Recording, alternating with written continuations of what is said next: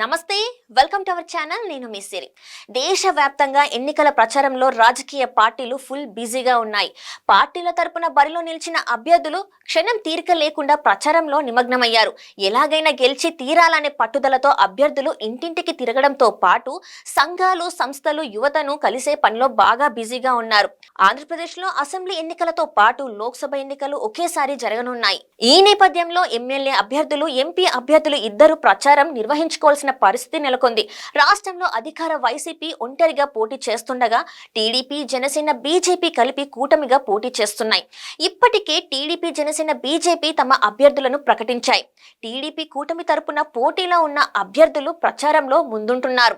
రాష్ట్రంలో జగన్ సర్కార్పై ప్రజల్లో తీవ్ర వ్యతిరేకత ఉన్నట్టు వ్యక్తమవుతుండటంతో ప్రభుత్వ వ్యతిరేకతను తమకు సానుకూలంగా మార్చుకోవడానికి టీడీపీ కూటమి ప్రయత్నిస్తుంది. ప్రభుత్వ వ్యతిరేకత మూలంగా రాష్ట్రంలో టీడీపీ కూటమికి అనుకూలత పెరుగుతున్నట్టు కనిపిస్తుంది. చిత్తూరు లోక్సభ స్థానంలో టీడీపీ జోరుగా ప్రచారం కొనసాగిస్తుంది. చిత్తూరు లోక్సభ స్థానానికి టీడీపీ తరపున మాజీ ఐఆర్ఎస్ అధికారి దగ్గుమల్ల ప్రసాద్ రావు పోటీ చేస్తున్నారు. ఈ పార్లమెంట్ సెగ్మెంట్ పరిధిలో చంద్రగిరి, నగరి, గంగాధర, నెల్లూరు, చిత్తూరు, పూతలపట్టు, పలమనేరు, కుప్పం అసెంబ్లీ స్థానాలున్నాయి. చిత్తూరు పార్లమెంట్ గతంలో జనరల్ కేటగిరీలో ఉండేది. ప్రస్తుతం ఇది ఎస్సీ రిజర్వ్డ్ నియోజకవర్గం. ఆచార్య ఎన్జీ రంగా సహా ఎందరో హేమాహేమీలను చట్టసభల్లో కూర్చోపెట్టిన ఘనత చిత్తూరు సొంతం.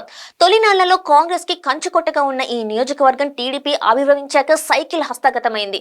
1989, 1991 తప్పించి 2014 వరకు తెలుగుదేశం పార్టీయే ఇక్కడ గెలుస్తూ వస్తుంది. 1952లో ఏర్పడిన చిత్తూరు లోక్సభ నియోజకవర్గంలో కాంగ్రెస్ పార్టీ 11 సార్లు విజయం సాధించగా టీడీపీ 7 సార్లు, వైసీపీ ఒక్కసారి విజయం సాధించింది. ఎన్నికల సందర్భంగా రాజకీయ పార్టీలు మేనిఫెస్టోని ప్రకటిస్తాయి. రాష్ట్ర అభివృద్ధికి మేనిఫెస్టో ప్రకటిస్తాయి. అయితే నియోజకవర్గాల అభివృద్ధికి అక్కడ పోటీ చేస్తున్న అభ్యర్థులు తాము ఏమి చేస్తామో వాటిని ప్రకటిస్తారు. అలాగే చిత్తూరు లోక్సభ స్థానంలో తాను చేయబోయే విజన్ ను ప్రసాద్ రావు ప్రకటించిన నేపథ్యంలో దానిపై యూత్ బాగా అట్రాక్ట్ అవుతున్నారు. టీడీపీ చిత్తూరు లోక్సభ అభ్యర్థి దగ్గుమల్ల ప్రసాద్ రావు ఆదివారం బెంగళూరులో జరిగిన ఆంధ్రప్రదేశ్ ఐటీ ఉద్యోగుల సమావేశానికి హాజరయ్యారు. వెనుకబడిన ప్రాంతమైన చిత్తూరుకు ఉపాధి అవకాశాలు తీసుకురావడంలో తన వంతు ప్రయత్నం చేస్తానని ప్రకటించారు. పేద మధ్యతరగతి యువతకు వేలాది ఉద్యోగ అవకాశాలు కల్పించిన అనంతపురంలో కియాతో పాటు అనేక కంపెనీలను స్థాపించడంలో మాజీ ముఖ్యమంత్రి ఎన్ చంద్రబాబు నాయుడు కృషిని గుర్తు చేశారు.